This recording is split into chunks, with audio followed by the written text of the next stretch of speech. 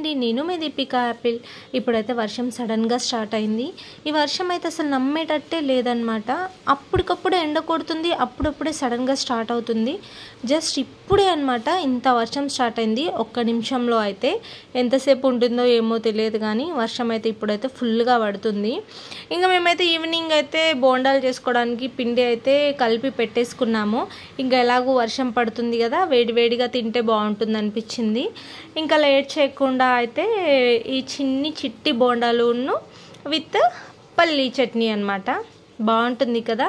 So ఇప్పుడైతే ఇంకా నేను వేడిగా బయట వర్షం చల్లగా, లోపల అయితే ఈ వేడి బోండాలు అయితే తింటున్నాను అనమాట.